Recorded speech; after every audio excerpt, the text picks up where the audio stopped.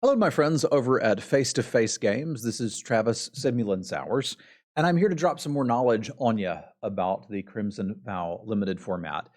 Today, we're going to be talking about drafting blue-green, which I think a lot of people don't know how to draft this color pair, how to be successful with it, what the key cards are. I see a lot of the key cards going late, and I see a lot of people dismissing this color as just a bad color pair or one that's not particularly good. And I want to walk you through how it works, why it works, the things that you see that should indicate that you should be getting into it, and really what makes this deck tick and how you can get 2 cards out of a pack with it. So first, we're going to look at some of the uncommons. But before we even do that, I want to talk a little bit about the strategy, because the last video I did for you guys was kind of telling you how important it is to have removal for bombs. And as we go through blue-green, you're going to notice that we don't really have that much removal for bombs. You might get a Wolf Strike, you might get something you can splash, but you're really not able to answer your opponent's bombs in the same way that the other color pairs can. Specifically, white and black have most of the best removal in this set, and you just don't get it. Blue-green is looking to win by going over the top with flyers, by going very wide with insect tokens, or by going unblockable. So one of the things that you'll be doing is using some of the bad removal spells in blue, and we'll talk about that too, but bear that in mind as your strategy. You want to fly over for damage, you want to go wide for damage, or you want to be unblockable for damage. So if you understand that that's how you're looking to win a game, you can start to use some of these worse removal spells to your advantage. Now, there's some uncommons that are obviously pretty good, right? Like Lunar Rejection. This is just a card that most people would be happy playing. So obviously you're going to pick these highly. The Storm Chaser Drake, it's pretty good in blue-green. It's pretty good in all of the colors that are going to do things with it.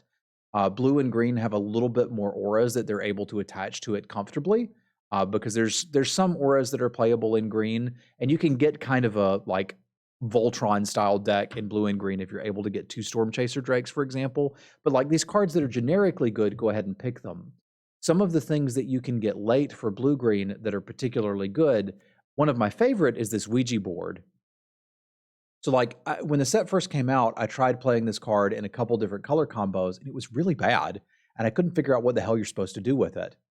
Well, in blue-green, you're just supposed to play it on turn 2 and then cast a mulch and attack with your 3/2 flyer, because that's what this does about half the time. The card is, it will flip for you. Now, a piece that you need to do when you're constructing your blue-green decks is 17 creature minimum. Just start with that, because when we mill, we need to be milling some creatures. That's something we want to be happening. And provided you've hit that, you can pretty easily flip this over a turn or 2, and it's more like a 3/2 flyer with Suspend that will then start drawing you cards as well as dumping more creatures.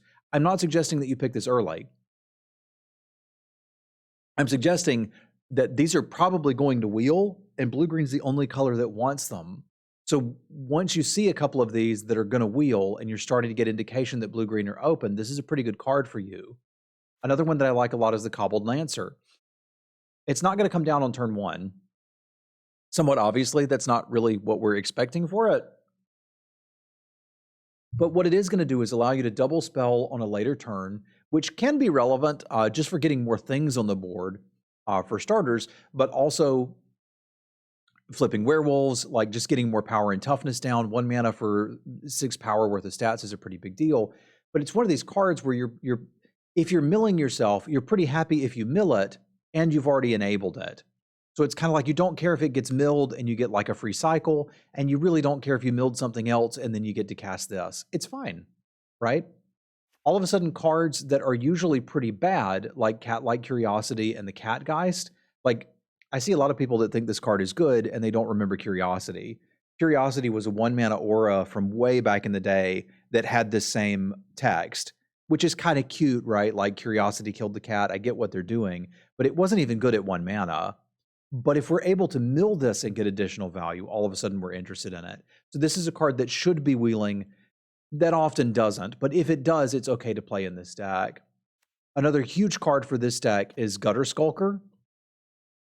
I mentioned that one of the strategies you're going to go for winning is via unblockable damage, and that's what the Gutter Skulker is for. It kind of goes in that sort of like aura stacking Voltron deck, So you can be happy to mill it. You can slap it on a Storm Chaser Drake. You can slap it on anything and start killing people with it.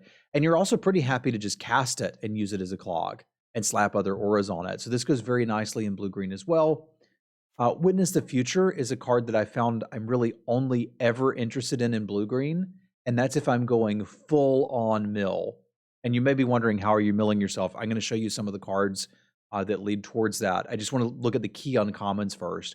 You will often be wheeling these when you see them, because blue-green's really the only color that wants them.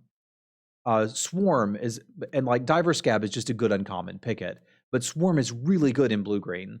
You can lead this to being able to mill out your opponent within one attack with a bunch of insects. You can mill yourself for value. If you mill this, you're able to get it back. Like, this just very obviously fits in blue-green, and green is going to give you the pieces of ramp that you need in order to be able to cast the darn thing. So I've been very happy with this in blue-green decks. As we move into green, there's again some cards that are just good, like the Reclusive Taxidermist and Dormant Grove. If you see those, take them.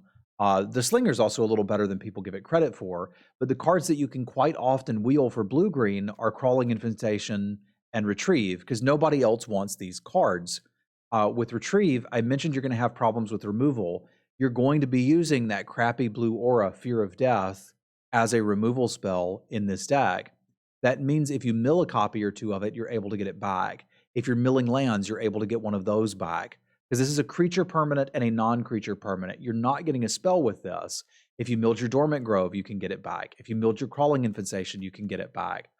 So this is a 2-mana draw 2 cards from your graveyard in blue-green, whereas it's a really bad Raise Dead in any other combo with green. So generally speaking, no one else wants this. The same with Crawling Infestation. I've had a lot of people ask me, like, is this good because you're only getting, one insect a turn? Are you going to mill yourself out? First off, you're not going to mill yourself out. You can stop anytime you want to. It's a May. Second is, it also makes your creatures die into insects if it happens on your turn, right? So there's, like, your stuff is going to die into insects. You can mill, and you're playing it mostly because you want the mill, but it will eventually let you start to swarm somebody, which is kind of what we're going after here. You can mulch into this, and all of a sudden you're doing good things. So this deck absolutely wants it. It wants to mill like 20 cards over the course of a game. Probably not 20, but a lot. Infestation Expert, obviously very good, but most green decks will be happy with that. Brambleworm slots nicely into this deck because you'll have some ramp in green, and it's fine if you mill it. And of course, the hallmark uncommon here is the Vilespawn Spider itself, which is 2 mana for a 2/3 reach. It mills you while this is happening, and late game you can sack it to make a bunch of insects. I've won a lot of games by swarming over people with insects. I'm going to show you some deck lists in a minute, but I want to run through a few key commons that help enable this too. There's less of these, but I do want to talk about them so that you understand the archetype. Lantern Bearer is one of those cards that is kind of just good in every blue deck, but blue-green is obviously very happy with it. It goes with that we're going to win in the air strategy. Fear of Death is the card I've mentioned a couple times. You're not going to have the interaction in this deck that you'd like. And sure, you can play one copy of Alchemist Retrieval, but it doesn't actually stop something that's going to be killing you over time. Whereas 2 copies of Fear of Death, you can very reliably wheel these. Very few people actually want them. And it will stop a bomb that's looking to kill you. It won't stop a bomb with an activated ability, and there are some, and it's certainly not the best removal you can get. But if you've got a copy of Retrieve, you can sort of shuffle this back in and be very happy with that, right? So if you've milled it or if you've used it and they sacrifice it for something, and again, I'm not saying you need to pick this highlight. I'm saying when you see these wheeling and you're in blue-green, it's a very natural home for them because you're looking to go wide, which doesn't care if they have a blocker. You're looking to go in the air, which doesn't care if they have a big ground blocker, or you're looking to go unblockable with shenanigans, and that certainly doesn't care about blockers. So bear this in mind as a playable card for this deck, whereas normally you might dismiss it. I've been very happy with one copy of Siphon Essence in these decks. It's relatively easy to find some time to leave up a couple mana for it. And then we're mostly on to just good blue cards like Cruel Witness, Repository Scab. These are all fine cards to play. There are decks that are interested in Wonderlight Spirit. I would not be looking to play this in your blue-green deck. You're a little more interested in being able to block rather than trying to go very evasive.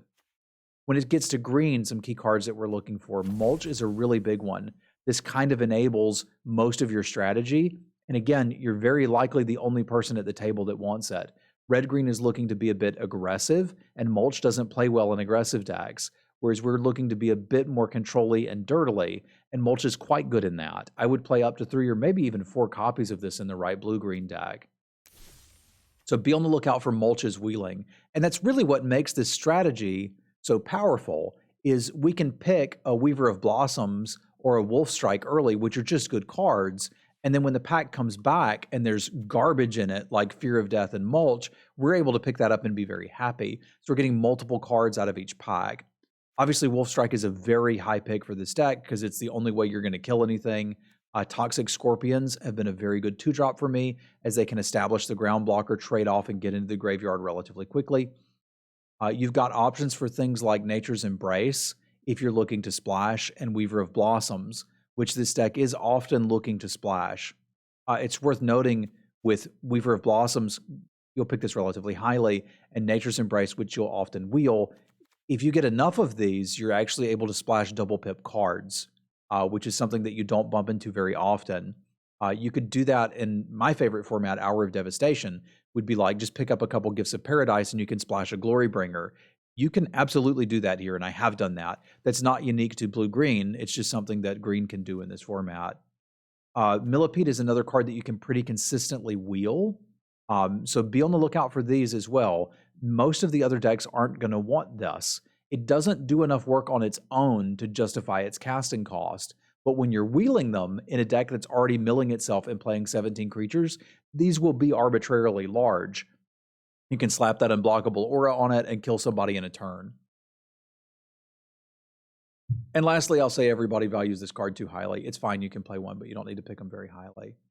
So these are some of the key cards that I wanted to show you. Now I want to look at some deck lists from decks that I drafted and kind of go through and talk about how and why they won. Now, this one is an example of one that's splashing pretty heavily, and I picked the ones here that were pretty decent deck lists to show you, but I want to show you kind of how they worked out. This one was splashing for removal with Rending Flame and Child of the Pack, was doing it off of Weaver of Blossoms, Evolving Wilds, and a couple of red sources. It's only got 1 copy of Mulch, but you're going to start to see a lot of the cards that we talked about show up here. Now, obviously, we got a game-ending bomb. That's great. Sometimes you don't draw it, sure, whatever.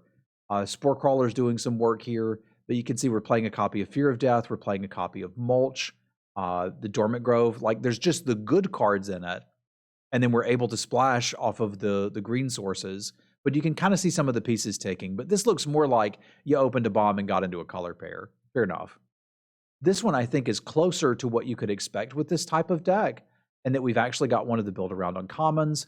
We've got things that we're milling that we're pretty happy to cast back again. We've got the Gutter Skulker, which I mentioned is a way to finish a game. We've got a couple of Wolf Strikes. We've got a Ripsaw to put on the Skulker if that's what we want. Some just big dumb things. And you can notice, like, if you're going to interact, it's going to be with Wolf Strike. I've also found Cradle of Safety to be pretty nice here, and you can see the Cobbled Lancer. This one was kind of nuts and one of the better ones I've had, but the deck was incredibly open. We even got a Dollhouse of Horrors for it. But obviously, if you've got 2 of the rares for this color pair, you want to go nuts for this. I've seen a lot of people look at this card and initially dismiss it as, okay, it's a 4-mana 3/3 that has to attack to do anything. And while that's true if it's the only thing that mills you in your deck, if you have this card in play and then cast a Mulch, you just drew 4 cards. If you have this in play and just have a Vilespawn Spider sitting there doing its thing, you're drawing 2 cards a turn without the frog attacking. So, like, it's important to remember that this triggers off of any mill, not the mill that the frog is doing for you. I've seen this rare go incredibly late. And, like, when you see it go incredibly late, stop what you're doing and get into this archetype. I think this is an example of one that had a pretty good record that wasn't really bomby, right? Like, yeah, we got the frog, but if you look through here, like, compare it to other ones that have had bombs in it, it really doesn't. It's running Fear of Death for interaction. We've only got 1 copy of Mulch, and we still managed to get a decent result with this one. As we go through here, it's another one that's utilizing the Ouija board, And this is a good example. This was a 3-0. There's not a rare in this deck, is there? Yeah, okay, there's Geralf. Don't be afraid to play Geralf outside of zombies, especially in a deck like this. You got plenty of stuff with big butts that you can just sacrifice it and send it in the air. And I actually remember this deck, and he did some work here. Um, but like, I don't think I certainly didn't win all of the games just because I drew Geralf. So like, this deck is just really looking to get there on Millipedes, Dormant Grove, which is pretty dang good. Like I said, sometimes you're happy to play a Siphon Essence. The Luigi board was pretty good here. The Lantern Bearers were good. And that brings us out. And that's basically what I wanted to look at here, was to show you some versions of this deck that had done well, to show you the things that you can look to wheel. And that's often how I get into this archetype, is like, maybe we first pick Geralf, and then we see the Fear of Death has wheeled. And then maybe we second pick a Dormant Grove and wheel the Moldgraph Millipede. Like, getting into this deck, at least now where the metagame is a way for you to be able to get 2 cards out of each pack, which just gives you a lot of flexibility. And then there's some things that are very powerful in this deck. I'm thinking specifically of the Soul Cipher board that really nobody else wants. So they're pretty easy to wheel key pieces for what you're doing. And these examples don't have as many mulches in them as I'd like. I need to value that card a little bit higher for this archetype, because it is incredibly powerful here.